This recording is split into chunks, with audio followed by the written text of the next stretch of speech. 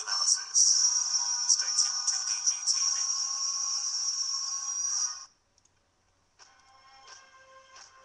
Welcome to DGTV News and Commentary with Darren Gilbert. Brought to you today by KTEL's 1978 album, Hot Ones. Available on record, 8-track, and cassette tapes.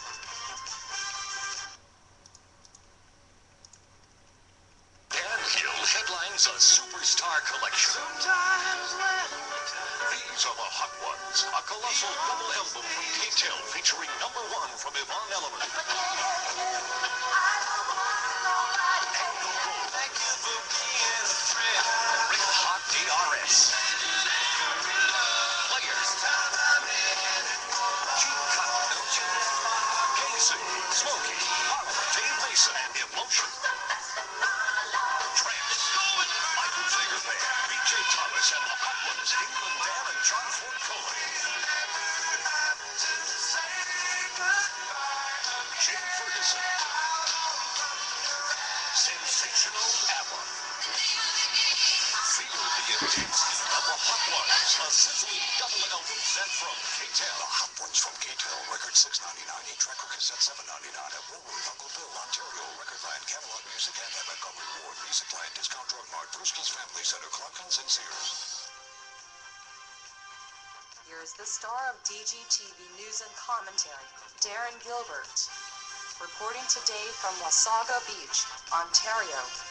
With special guest pundit, Robert Sledz. Live via audio, Illinois, USA. Thank you and welcome from Elk Grove Village, Illinois, USA, Mr. Robert Sledz. Yes, thank you. Item. Thank you, Mr. Gilbert. Item. Democrat rhetoric ratchets up this past week. What's it been? 2 weeks since the Arizona shootings, and President Obama called for a toning down of rhetoric. Meanwhile, many Democratic pundits and politicians were saying that the fairness doctrine should be debated and brought back because right-wing talk radio and people like Sarah Palin caused the shooting in Arizona.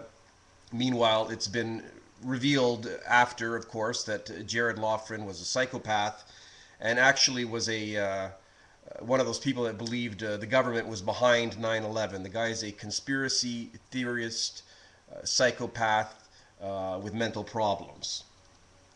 So, this past week, in spite of the Democrats wanting to take away right-wing freedom of speech, Congressman Steve Cohen, Democrat, compared Republicans to Nazis and Joseph Goebbels for wanting to repeal Obamacare. They say it's a government takeover of health care. A big lie, just like Goebbels. You say it enough, you repeat the lie, you repeat the lie, you repeat the lie, and eventually people believe it. That's the Democrat formula on many things. Scream loud, repeat, scream loud, repeat, and lie. Now, I'm going to defend Congressman Cohen's freedom of speech, even though he would happily take away mine. Also, James Eric Fuller, who had been shot in Arizona, attended a event, and there was a Tea Party activist at it, and Fuller pointed to the Tea Party activist and threatened him, saying, "You're dead," and Fuller was later arrested, and that didn't get a lot of media playtime. What say you, Mr. Robert Sledz, on this, what would I call it, hypocrisy on the left here? I think it's just that. It's hypocrisy on the left. I mean, they say and they claim that they want to be fiscally responsible all of a sudden, after the November 2nd elections. But they're just basically trying to steal the notebook, playbook, or whatever you want to call it, from the Republicans. That's all they're doing right now. In light of the events that have happened in the past couple of weeks, the shooting in Arizona and the call to bring back the fairness doctrine, and then all of a sudden left-wing talk show hosts and left-wing politicians going over the top with some of their charges, what influence would you say the beginning of 2011 has had on the chances of the fairness doctrine ever being implemented in the United States. 10 very, how should I put it? 10 very impactful in the sense that it will one day become law, or one very impactful that it will definitely not become law, or somewhere in the middle like a 5, not that much impact. I got a feeling that it really is gonna kind of drown away slowly. I mean, I think it's an experimentation that I'm sure Mr. Cohen would love to have, would love to try, but it's only because it's weighing in the favor of Republicans now. But when it was weighing in the favor of Democrats in the 60s and early, mid 70s, then they didn't have any problem with it. But it's like a pendulum. I don't think it's going to go anywhere. I think it's, the FCC certainly could get involved with it. I think they could like a unilateral arm of the Obama administration. Do you think people like Rush Limbaugh and Bill O'Reilly and Sean Hannity are going to sit down quietly if the FCC suddenly comes out and says, listen, you at Fox News have got to cut 50% of your programming and put in some left-wing people, and Rush, you've got to be on an hour and a half a day instead of 3 hours a day? Yeah, I don't think it's going to happen. I just don't see. I think it's a constitutional experimentation that's just going to fail. I don't think it's going to work because that's limiting the whole thing about the speech and everything, and I think that's pretty sensitive. Getting back again on freedom of speech, Keith Olbermann of MSNBC's Countdown, and I'm playing the theme here. I don't like Keith Olbermann. Actually, when the show first started, Fox News was not available in Canada, and I was watching MSNBC a bit. It was quite different in the beginning, simply because I was very tired of CNN, and this was something new. And Countdown actually started as a bit of a news comedy, and then Olbermann gradually perverted it into a full-time campaign against George Bush and the Republicans, and I finally couldn't watch it anymore. And luckily, at around the same time, Fox News started becoming available in Canada. Keith Olbermann and MSNBC have parted ways. He's been over the top in some of the things he said about George Bush, Dick Cheney, and the Republicans. And again, I will defend his freedom of speech to say these outrageous, ridiculous things. And yet he would probably happily take away mine or yours with the fairness doctrine. Did you ever watch Keith Olbermann, Robert? I have watched him occasionally. He's got probably 4 viewers out there. I mean, I think this was just basically a pressure kind of thing where he was told, look, you gotta get out of here because you're not doing us any favors.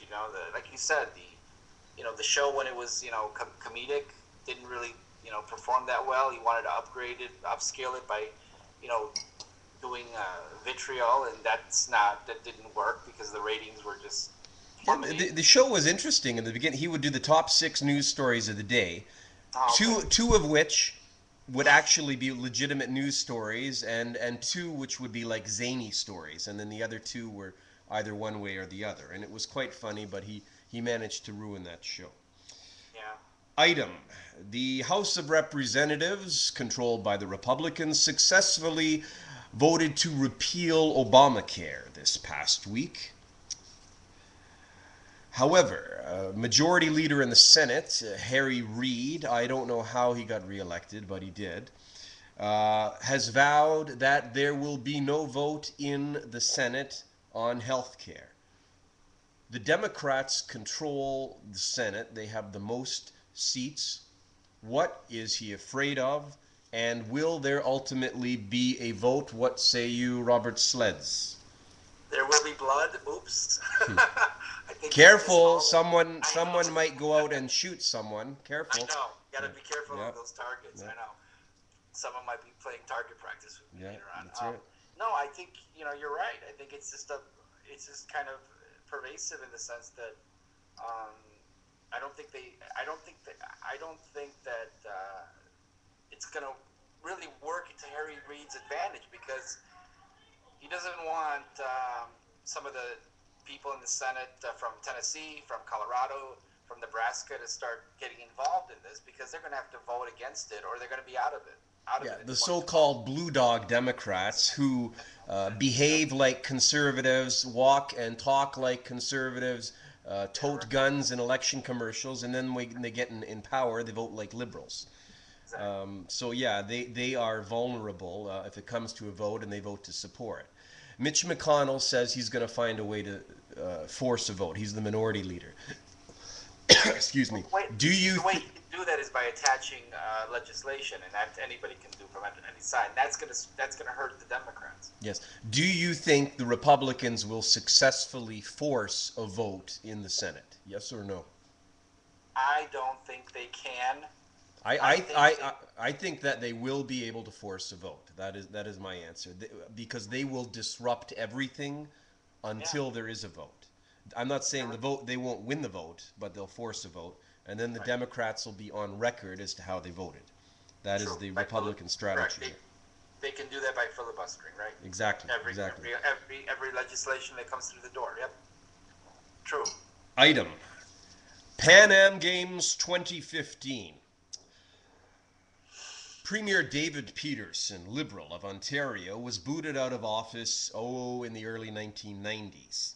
He ripped off Ontario and left us with a huge deficit and high debts. That was in the early 90s. David Peterson wasn't through ripping off the people of Ontario. He managed to get a position lobbying for the Pan Am Games to come to Toronto, and with the help of Liberal Premier Dalton McGuinty and Toronto Socialist NDP Mayor David Miller, at the time, David Miller is no longer in power, we've got Conservative Rob Ford there now, they managed to lobby to get the Pan Am Games. The Pan Am Games are fringe in comparison to the Olympics at best. The Olympics are huge. The Pan Am Games are generally watched by the athletes' families, their friends, and sports reporters. Other than that, the ratings on the Pan Am Games are low. The problem is the Pan Am Games still cost $1.4 billion, and guess who's got to pay for that? People in Ontario, people in Toronto. Rob Ford was recently elected mayor of Toronto on a platform of stopping the gravy train, bringing fiscal responsibility to the city of Toronto. They just passed their budget. It is a balanced budget, no property tax increases. Lo and behold, the Pan Am organizers announced the city of Toronto has to come up with $43 million extra they weren't told about. That's another 43 on top of what they've already paid, or else the games are in jeopardy, including a swimming pool and some tracks being paved. Ford is afraid that if he does not pay the $43 million, we're going to lose this infrastructure, and the council does not have a majority of Conservative members. It's got a lot of left-wing ones, and he's afraid this could end up screwing his agenda. So he's caved in and is going to come up with the $43 million. Robert, will you be watching the Pan Am Games at all a few years from now? That's like saying, will I be watching soap operas? No.